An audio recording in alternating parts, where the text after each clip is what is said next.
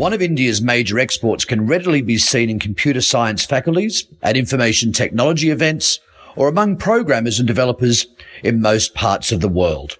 That is the IT professional. India is a major global supplier of IT professionals, especially to OECD countries. But stricter immigration policies in countries, including the US and the UK, in the wake of Brexit, may dent their job prospects, forcing an increased focus on the People's Republic of China and Japan.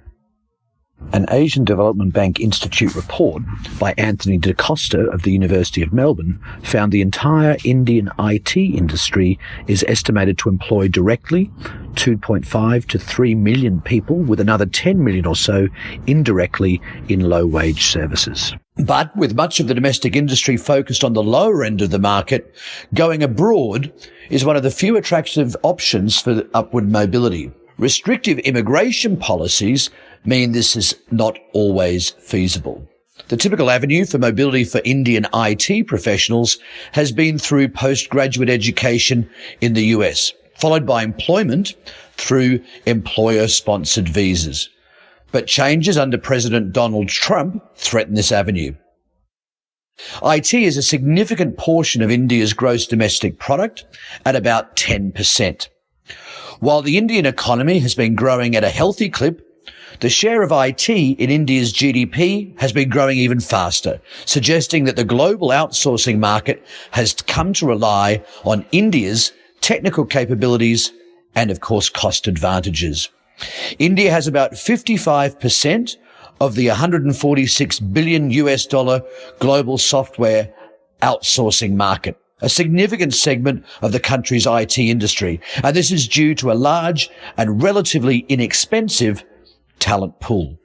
The US was the largest market for Indian software exports, worth about $65 billion, while the UK was a distant second. Japan's percentage share is in the low single digits, as the country has been slower to embrace foreign nationals, but it is now increasingly more accepting of international technical talent, including Indian professionals. The Japanese government, businesses and universities are adopting an outward-oriented approach to include foreign professionals in their growth plans. The demographic crisis and impending social security problems for the elderly is a major stimulus for Japan's outward-looking responses. By contrast, several nations today that have been historically friendly to immigration are now clamping down on inflows of migrants, including technical professionals. The most vulnerable of the Indian IT professionals, it would seem, due to sheer weight of numbers, are those migrating to the US. Most H-1B visa applications to the US, covering technical expertise, including IT, were filed on behalf of professionals born in India. In 2017, nearly 250,000 applications, or more than two-thirds of the total, for Indians were filed. Nationals of the PRC accounted for around 10% of all applications. Fluency in English and earlier deployment contribute to India's advantage over China. The small number of H-1B visas secured by the third-ranked Philippines, a country with good English language skills, suggests that the pool of trained professionals is not as large as India's, and there could be differences in the quality of technical education in the two countries. Stricter visa rules for the US are mirrored in Britain via Brexit, and in Australia for the 457 visas granted to skilled IT workers, including computer programmers. The impact of Brexit is still unfolding. Given the UK is approaching separation from the EU, the movement of people into Britain will be restricted.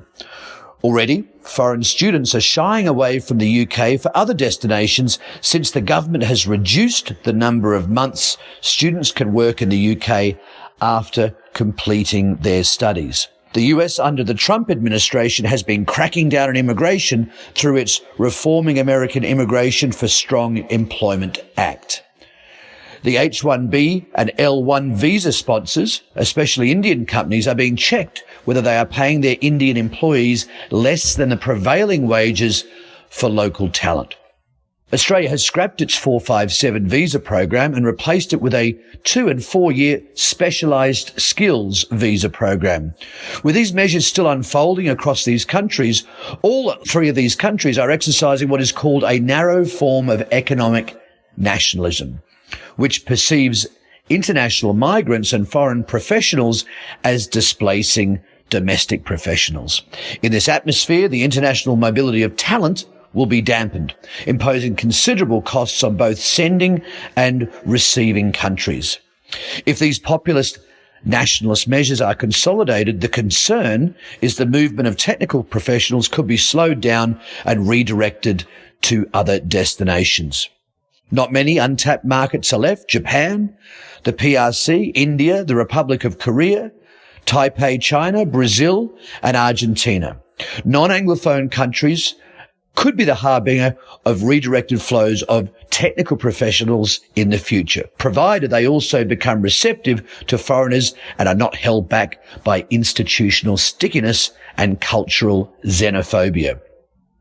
New conditions may be attached to international mobility and the volume of inflows tightly regulated. But with businesses such as Microsoft, Amazon, Google and Apple being heavily dependent on foreign professionals, it is almost guaranteed the migration door will be left ajar.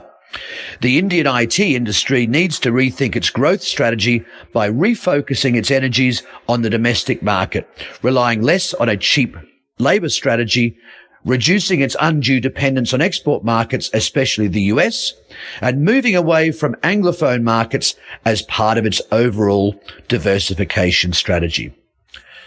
That episode was based on the 7th roundtable of labour migration in Asia, finance and technology to increase the positive impact of migration on home countries.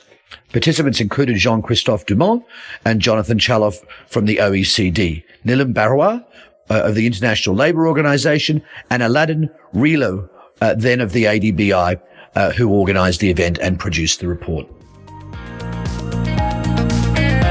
This has been Asia's Developing Future, brought to you by the Asian Development Bank Institute in Tokyo.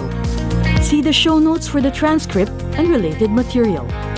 For more information about us, please visit adbi.org.